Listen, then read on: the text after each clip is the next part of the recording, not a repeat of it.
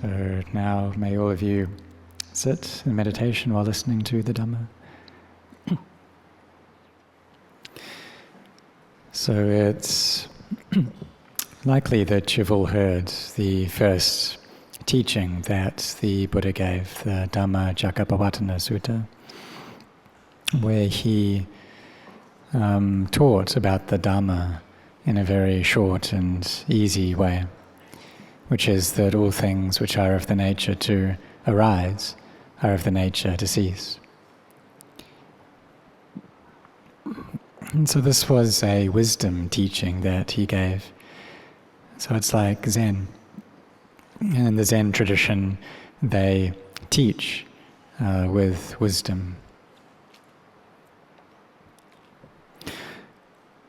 And so really, all of the teachings that the Buddha gave, they came from wisdom. And so these teachings that he gave to his disciples, that he gave them, and then the disciples would think about them, contemplate them. Maybe they would take those teachings back with them and contemplate them later, or maybe they would contemplate them right on the spot. And then a clear knowing would arise within them with ease. But that's because they were already mature in terms of practice. That their samadhi was already very powerful, that their faith was full of energy, that all of these qualities, all of the faculties and the powers had great energy to them. And these are the qualities which take one to attaining to the Dhamma. So they're already very full. They'd trained themselves well already. So then the Buddha didn't need to teach them about virtue, about samadhi, but rather he gave them these deep teachings on wisdom so that they could understand and gain that wisdom, and they can gain clear knowing. And often that would happen instantly.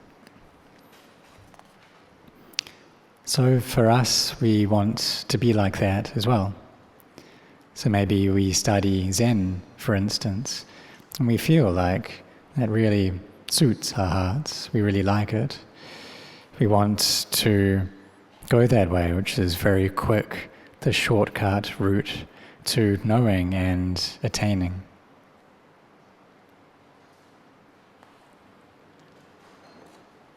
But the thing is that all things arise due to conditions.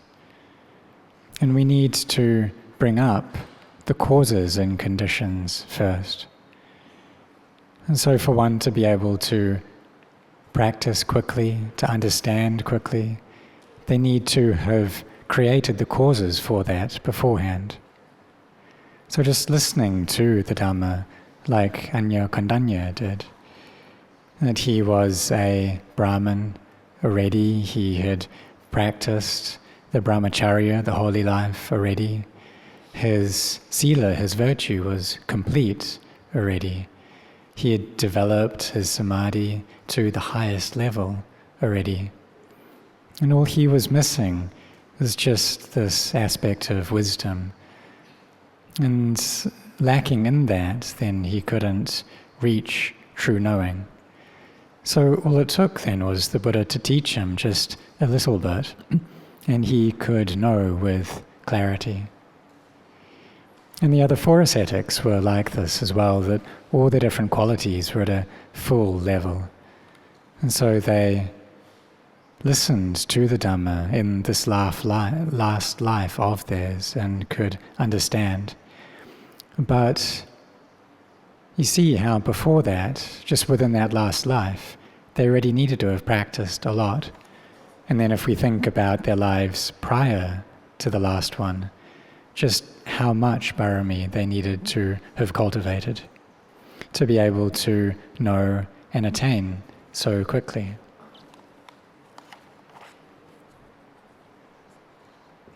So in order to know and see with clarity, then there needs to be causes and conditions put in place first. So we, right now, are putting in place those causes and conditions. Coming on this retreat, whether in this monastery, joining at home, or just it's in our everyday lives, the meditation that we do each and every day. This is creating these causes and conditions. And we do that first until they reach a state of completion and fullness. And then perhaps in this life, we listen to a teaching of the Buddha. And so like now, the Dhamma that I'm teaching, this is the Dhamma of the Buddha that I'm taking to talk to you about. Or we listen to the Dhamma of an awakened teacher, and then we practice in line with that.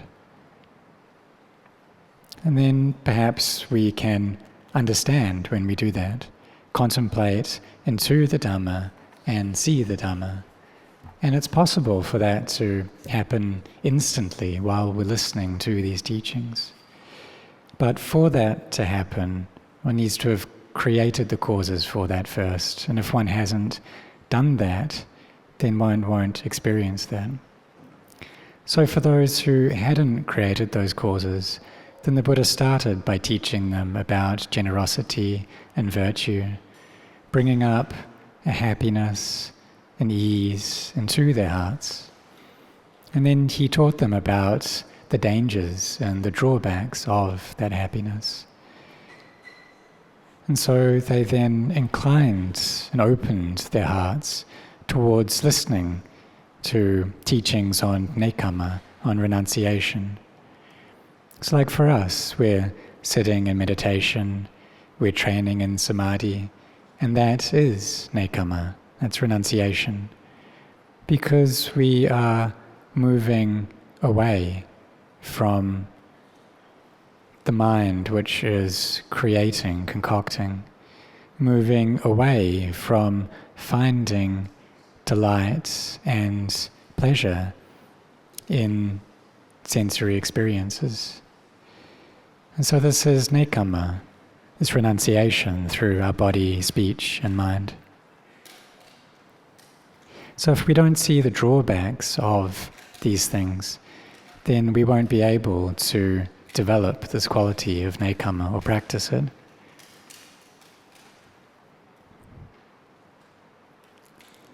And so in that state, then if we listen to the Four Noble Truths, then we won't be able to understand, won't be able to see the Dhamma. And that's because our barami hasn't reached that point yet. But all people want to be at that point. But if we haven't put in the causes and conditions, then we aren't there yet. And so we need to build this up first. So like Yasa, who was the son born into a very wealthy family in Varanasi, and he created these causes and conditions. So when he was with some of his followers or retinue, he saw them all lying there asleep. And he really felt like they were all corpses lying in a charnel ground. And previously he had such happiness and all different kinds of entertainment and fun. But now this jnana, this true knowledge, came up, and he saw this nimitta, this image. And why was that? It was because in previous lives he had practiced asubha, so this meditation on seeing bodies as being unattractive. And in particular, there was one life where he worked at burning the corpses of people who didn't have any relatives to take care of their corpses. And there was one corpse that was burning, but the fire wasn't quite enough to burn the stomach. So he got a stick and he was prodding the stomach, poking away, and he saw how the pus was oozing out of it. And that image that he saw stayed with him and became kind of an image that was really burnt into his eyes. So he created so much barami in many lives until that was in a state of completion. He had created a lot of samadhi before, and all that was left was wisdom. So when this barami that he had created appeared and came up in his final life, then he saw the people around him as being like corpses, and he felt this chastened dispassion in his heart. He saw how all the wealth that he had, all the enjoyment he found in the world, all the people around him were all impermanent things. And if we don't see things in this way, then we can't go off and ordain. And there'd still be this attachment to pleasure and to ease. And so he felt this deep agitation or chaos in his heart. So he went out to seek some peace, and he wandered into the deer park. And the Buddha knew. So he called out, "Yasa, come here. Here it's not chaotic." And he thought, well, he knows my name already. And he knows that my mind is in a state of chaos as well. So there was this really full faith that came up. So his heart was in a state where he was able to accept the Dhamma. And the Buddha taught about generosity, virtue, and meditation, that he already felt this weariness. So the Buddha then taught him about the Four Noble Truths and how we suffer because of the way that we cling to physical and mental things. And so this was just a short teaching, but he reached stream entry at that point, right? And then his mother and father came looking. They're trying to find where their son had gone off to.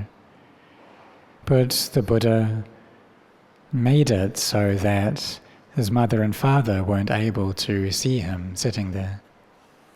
And then he taught Yasa's mother and father about generosity, virtue, and meditation as well, and the benefits of generosity and virtue. Then went on to nekama, renunciation, and then taught them to practice the Four Noble Truths, that of dukkha, a state of discontent or suffering, the causes of dukkha, the cessation of dukkha, and the path leading to the cessation of dukkha. And through that, then, right there, his mother and father reached stream entry, and Yasa himself became an arahant, just through that second teaching that he heard. And so this was an immediate, very quick knowing that came up because of his wisdom. And then when his mother and father were able to see him again, then they knew immediately what had happened, because his face, his features were so bright and clear and radiant. They knew that, oh, my son has attained to the Dhamma already. So they invited both the Buddha and their son to their house for the meal. So we see that their barami was already brought up and full.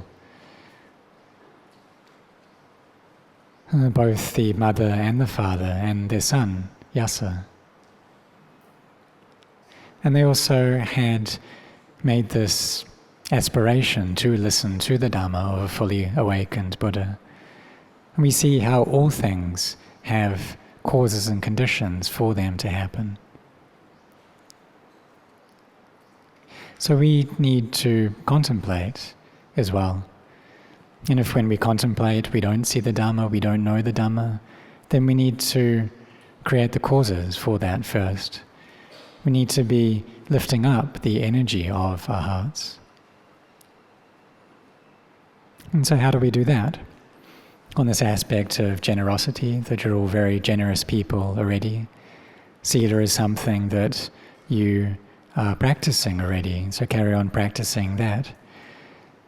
And with mindfulness and samadhi, this is something that you need to do a lot for the sake of this quality of wisdom to arise. Panya, wisdom, being a thorough, all-round knowing of conditioned phenomena in their truth.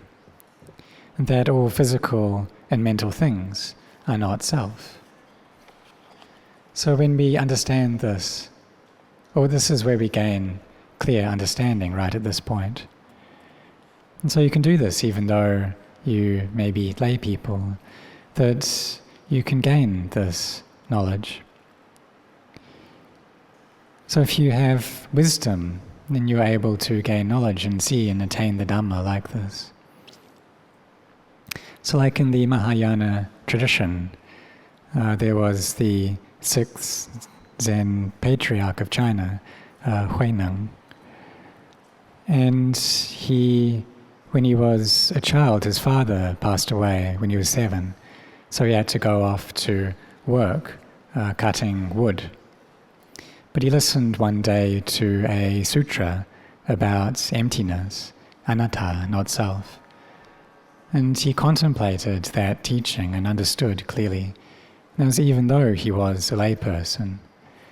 And then he asked, where did you hear that sutra from? Which monastery? So he went out to follow and to study and came to live in a Zen monastery where he worked in the kitchen. He worked cutting the wood and tending to the fire and cooking rice to offer to all the monks in the monastery. And he listened to one of the elderly monks there teach about the heart. That if dust alights on the heart, then we should wipe that away to bring it to clarity. And so if there's defilements in the heart, then we should contemplate to bring that to clarity. So we understood that teaching clearly. So this teaching that this monk had given and had written, that the body is like a Bodhi tree and the mind is like a bright mirror. And always be wiping this mirror so that dust doesn't alight on it. So we should then be wiping our hearts constantly, and so that the defilements don't alight on our hearts. So when he heard this teaching, he asked one of the monks there to help him write a teaching of his own on the wall. And what he asked this monk to write was that originally Bodhi has no tree, and originally there is no bright mirror. And when there isn't anything, then where can the dust alight? And so this is a teaching on anatta, or not self. And when the 5th patriarch came to read this teaching, then he understood already that this monk had Dhamma, that he'd entered into the Dhamma, attained the Dhamma. And so this was the 6th patriarch of China. But these days it's not really the same, that we may study about these things, we may read about them, about Nibbana and the states of emptiness. But it's not like how it was before. that when these monks, they gave these teachings, they were doing that from their hearts and from a place of truth. So for us, we listen to sutras already, but we don't see that. We chant them all the time. The nature of physical and mental things, like how we chant in the morning chanting each day. How form is impermanent. It's anicca, dukkha, anatta. And how feeling is impermanent. How memory is impermanent. Mental formation, sense consciousness is impermanent. And so these are suttas that we chant every day. So we should bring these to contemplate. So like this teaching, form is impermanent. Is that true? Is it actually like that? Is form unsatisfactory? Is it not self? Is that actually true? And we should contemplate this. Just like how in Mahayana, the teacher gives koans, these Dhamma questions to their students for them to contemplate, and through that they can attain to the Dhamma. Or they can have a discussion on the Dhamma, a master with his disciple, and they can attain to the Dhamma.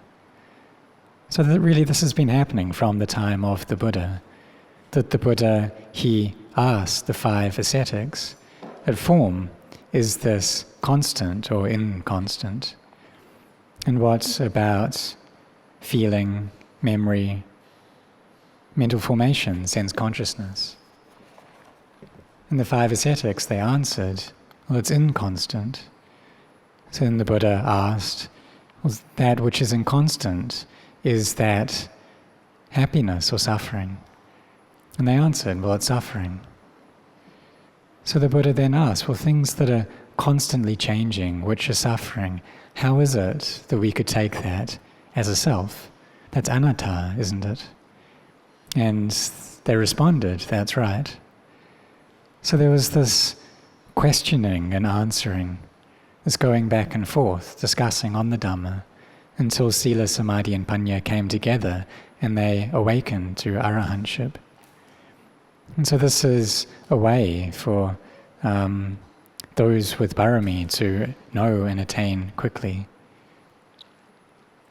And this is the method that the Zen tradition uses for the teacher to bring about awakening through wisdom.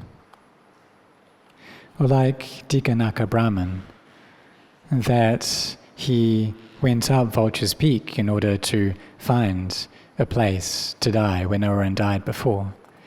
So the Buddha asked him when he met him, why have you come here? And he said, I'm finding a place where no one had died. And the Buddha said, well, you yourself have died here many times. And he felt this sobriety and dismay when he heard that. And so the Buddha carried on asking him about the Dhamma. He asked, what views do you have? Because we all have our views. So the Brahmin responded, well, my view is that the things which are pleasurable, I like those things and I want those things. The things which are not pleasurable, I don't like them. And really all people are this way. We all have that view. It's been this way right from the time of Dikanaka Brahman to the present moment. So the Buddha asked him, old age, sickness and death, Brahman, do you like these? And he responded, I don't. So the Buddha asked, well, when you get that which you don't like, will you be happy or will you suffer? And he said, I'll suffer. So he understood at this point. He understood the truth in this way. He understood how if he didn't accept these facts, then he would suffer. And there's no place that we can run away from the truth. So when he saw in this way, then he understood the Dhamma. So when we've listened to the Dhamma well, contemplated in line with it, then we gain a clear understanding. if our barami is full, then we can see the Dhamma.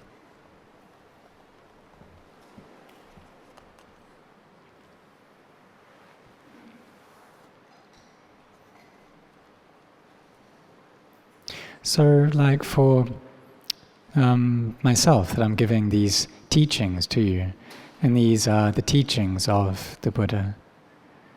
And it's possible listening to these teachings, and maybe today, while listening to them, that you can realize the Dhamma. Or for someone who has great barami, then they can realize arahantship. And so that's if the energy of their barami is full already. And if it's not full, then it shows that it's weak. And so we need to bring it up first, cultivate it first, to be forging our barami.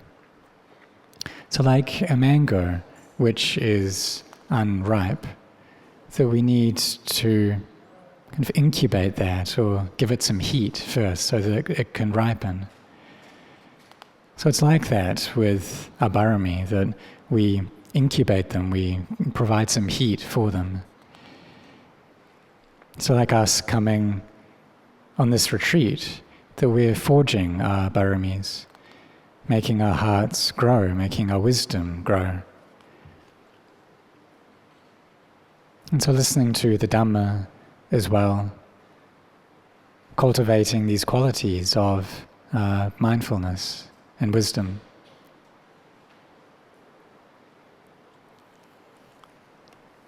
So we need to, initially, to bring about a brightness to our heart. And we can do that through listening to these teachings. That really, every day we need to be working at purifying our hearts, at cleaning our hearts. Whenever they become sad, then we should quickly clean them and purify them. And so if they're not clean yet, then we need to be wiping our hearts to bring them to clarity. And why is that? Well, it's still because we still have defilements and we still have a heart. So we carry on doing that, cleaning them, until we can see how everything is empty. When we see that everything is empty, it's like there's no heart anymore. That the heart is anatta, it's not self. There's no suffering in the heart anymore. But if we're not there yet, then we need to put in our efforts. If we're not there yet, then the body is like a Bodhi tree. Then the mind is like a bright mirror. And if any dust alights on it, then we need to be cleaning it, to be wiping it away. So to be cultivating dana, sila, bhavana, generosity, virtue, and meditation, until we can see that the mind, it's not a being, it's not an individual, it's not a me, it's not a you. And here we reach the stage of anatta, of not self.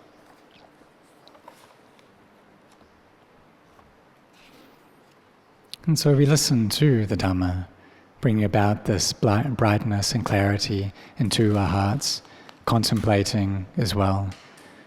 And this is the way to knowing and seeing the Dhamma. But we need to forbear first. We need to be sincere in this first. So may all of you attain to the Dhamma. May you gain a deep understanding in the Dhamma.